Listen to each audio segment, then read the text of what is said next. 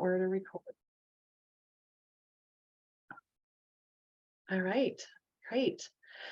Thanks again, everyone, for joining us on our Tiny Training Series webinar. This is part 4 in our 7-part series, so we're excited about that. We're marching right on into February. This is our first partner webinar, so we're also very excited about that, and I'll introduce Tracy here in a minute. So just wanted to remind you again, because I know people are still jumping on, to make sure to enter your name in the chat to help us verify attendance for ECP credit. And then as with all the others, if you've been on them, definitely feel free to enter questions, comments in the chat. We have a pretty short amount of time during these webinars, so if we don't get questions answered while we're on them, we will definitely follow up with you. So Tracy, do you want to go to the next slide? Okay, so again, just a brief overview of our Tiny Training Series, part 4 of 7. So we're getting there. This one today is what is a cooperative, and this one is hosted by Tracy McIntyre, who's the executive director at the Montana Cooperative Development Center, which we've partnered with 0 to 5, started a partnership with well over a year ago with some community pilots working towards cooperative models in childcare. So we're super excited to have Tracy with us today to share some information with you all. Our next webinar is March 9th, and that is around risk management, and will also be a partner webinar with a partner in the insurance industry that we've been working with and talking about risk management and how that relates. So again, these are recorded. They'll be posted on our website for reference along with the slide deck. So I'm going to go ahead and turn it over to Tracy because I know she has tons of information to share with you. I do, and I'm glad that the slides will be available because I am going to go through them pretty quickly just because there is a short time frame here. I know that some of you guys have heard me talk before, so you're in for a treat of hearing me talk again. If my slides will advance, what's going on? There we go. So as Rhonda said, I'm Tracy McIntyre. I'm the executive director of the Montana Cooperative Development Center. We actually have 2 organizations in our office, but today we're focusing on the Co-op Development Center, and what we do is promote and develop cooperatives to meet economic and community needs. We provide a variety of services, but mainly our role is to, when people are looking at the cooperative model, come in and help facilitate and walk that and bring that knowledge in to walk you through the entire process. And then because we're also the Council of Cooperatives, we can help you after you've implemented and started operations as well. We work closely with a number of partners, 0 to 5 is one of them, and most of the economic developers in the state as well. To give a brief overview of the types of cooperatives in Montana, there's over 170 co-ops in the state. A lot of people are familiar with the farm supply ones, credit unions. We have rural electricals, telecommunication, and then we have our cooperative associations. These are producers. We have some hybrid models. That means they're multiple ownerships. We have grocery stores, we have housing, we have investment co-ops, you name it. In the state of Montana, we're pretty blessed that we can use the cooperative business model in any industry. So what is a co-op? There's, of course, the big fancy way of saying it, or in just simple terms, it's an enterprise created by a group of people who join forces and work together to solve a problem or to reach a goal that they all share. So it's really coming together in a sense of community and working on solving a need. Co-ops are a global form of business, but they are controlled on state levels, which means that if you go into North Dakota, we can use the principles or the concept of a North Dakota cooperative. It doesn't necessarily transfer completely over because our state laws are not the same as North Dakota state laws. However, with that said, all co-ops across the globe, there's over 3 million of them, they do all adopt the cooperative principles. These are the 7 founding values of cooperatives. You'll see those. I'm not going to go through each one, but this is really the base of any co-op in the world. We do this. Cooperatives are always a thing to remember is that they are owned by the membership and they are for the membership. So members not only own it, they control it, and they should be active in it and receiving a benefit. Now, what's cool about co-ops is membership can be very specific, and co-ops are not public entities, so you can design them so that your cooperative members fit what you're trying to solve. So if you are working in childcare, which all of you guys are, and you don't want to necessarily recruit somebody that's a welder that has no clue to be a key member or something like that. Maybe that's not the best example, but hopefully you understand. In Montana, we have 4 different structures of cooperatives. The one that any childcare related co-op would fit under is the Cooperative Association. And we're stressing right now that this is a for-profit entity. This is where we do differ from a lot of our other state cooperative structures, like North Dakota has a different level. So we don't have that tax exemption or not-for-profit for our co-ops that would be related into childcare. In a chapter 15, which is where you guys anybody that would be interested in starting a cooperative, this is where you guys would be at. You would have 2 forms of ownership. One is common stock, and this is the owners.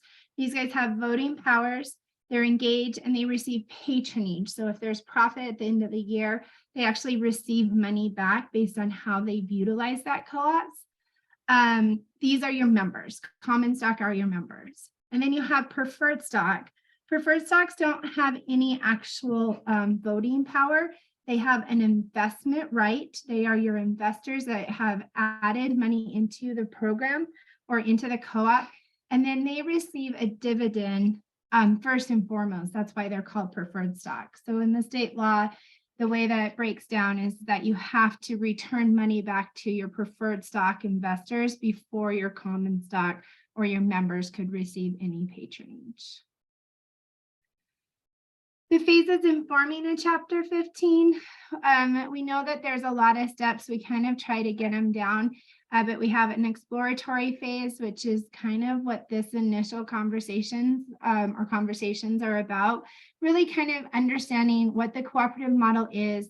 We usually have some type of an introductory meeting with interested partners, and then really determine if there is an interest or if the cooperative model works. If that looks like it's going to move forward, then we enter into the planning phase. We work with a steering committee. Our sweet spot's 5 to 7 people, but it can be a little bit more. It can be a little bit less. We do not recommend less than 3. And then that planning phase really goes into identifying what is the need, the feasibility of the cooperative, building a business plan, and creating overall all of the incorporation documents. That takes you into legal phase. We walk you through that very step by step because there are a couple things that have to be done.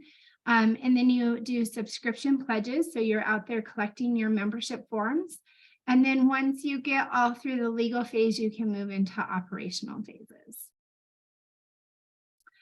So childcare cooperatives. In Montana, actually, I don't even think we have one yet, but this is from the University of Wisconsin.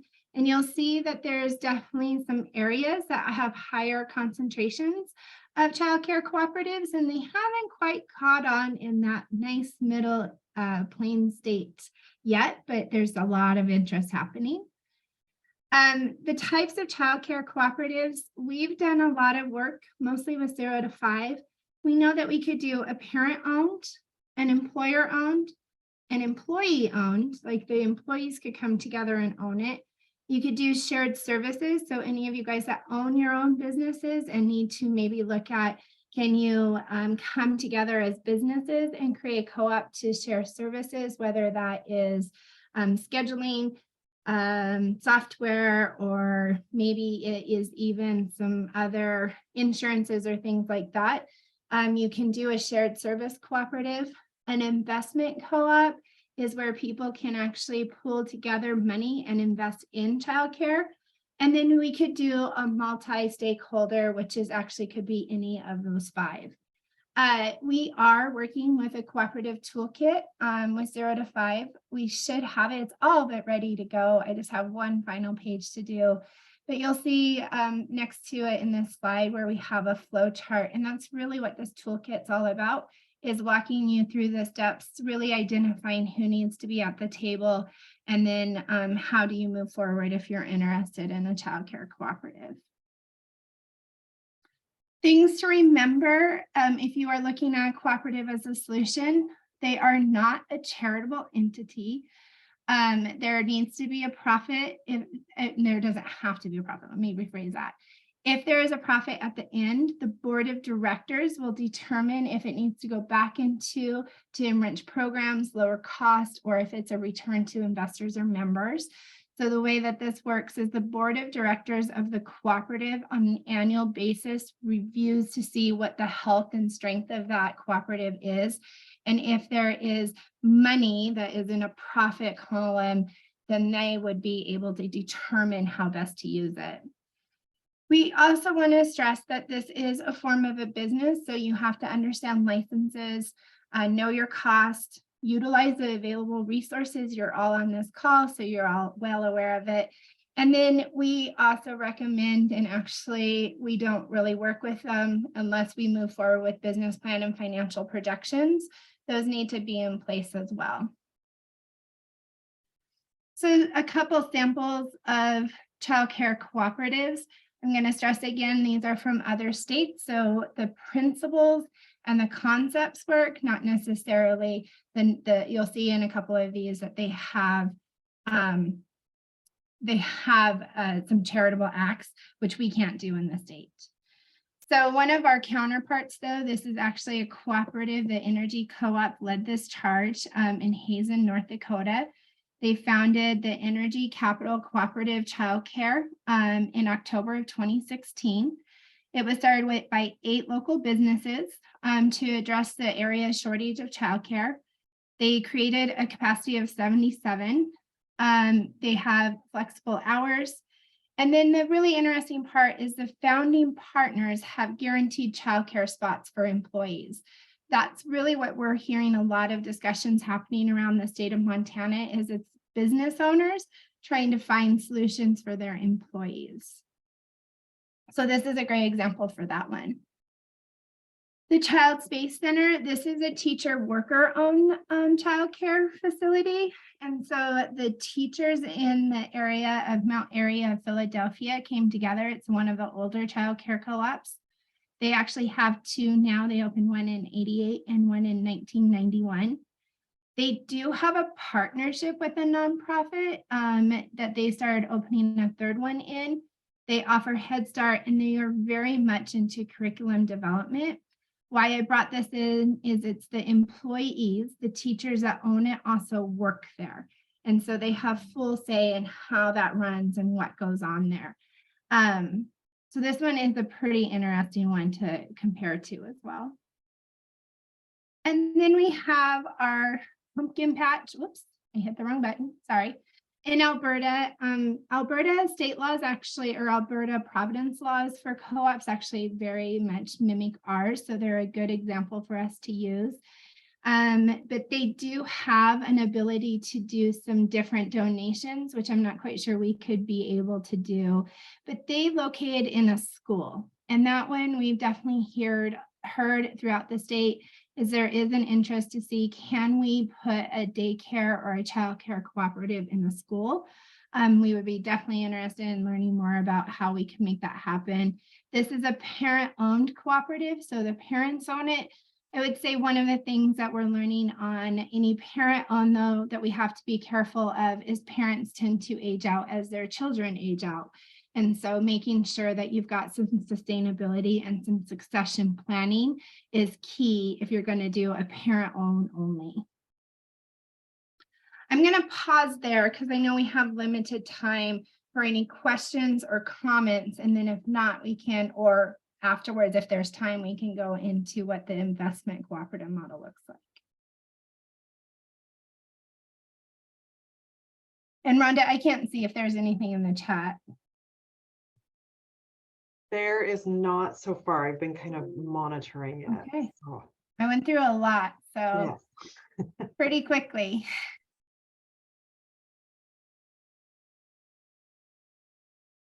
Okay, well, if there's no questions, I do want to go through what an investment or an opportunity development cooperative would look like.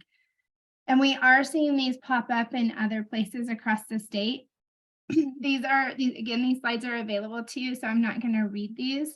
But an opportunity development cooperative or an investment cooperative is a for-profit co-op where local community members come together and they really they pool money together more than anything. They use that preferred stock option and raise money. And then they provide investment in a variety of different means to community businesses or ventures that are in need of financing. They are, as any other co-op, they are a co-op in the sense that they will create a steering committee. They go through the process of incorporating as a cooperative. They do normally identify an initial project. So some of you guys may have heard the conversations happening around in Baker. There is conversations of having an investment cooperative there that could invest in a childcare center and or co-op. They can sell common stock and preferred stock just like any other Chapter 15. But the other thing we have to stress, though, is it is an investment. So there's a risk to your preferred stock, as with any preferred stock. But it really does bring that local control into it. So it's not in the sense of a venture capitalist fund or any other type of investment fund that you may see, because these guys, we can control it on the local level. We oftentimes see where the common stock and the preferred stock amounts are relatively low to encourage the community to really be engaged in it. And then investment co-ops can do direct investments. They can purchase buildings and incubate businesses. They can establish revolving loan funds, or they can be really creative in how they actually get those dollars that are raised by the community into a need in the community. I think this slide just kind of gives you more information. It is a direct resourcing towards local opportunities. And then I want to kind of skip ahead and go into how these are being used elsewhere. We're not yet seeing them. We're having discussions in Montana and some communities about using the investment co-op for childcare. But for the most part, what we've been seeing them is in general business development. One of the first and most popular investment cooperative is in Sangudo, Alberta. Sangudo, Alberta it's a hamlet, pretty remote in Alberta, and a lot of beef producers were around. They didn't have an opportunity they were hauling their cattle quite a ways. And so they created an investment co-op that then purchased a building, renovated it, bought the equipment, and then they incubated a beef, well, not just beef, but a meat processing center. And then as that gentleman grew his company, he then bought the equipment from him, and then he bought the building from the investment co-op. Then they have been able to flip that and do that kind of same initiative and incubation with a coffee roasting company. And now they're taking their third time of doing investments, and they're looking at housing. It's a great model of how we can utilize those investment co-ops. And that would transfer, even though they used it more in beef and downtown businesses, that same concept would transfer over to supporting childcare development.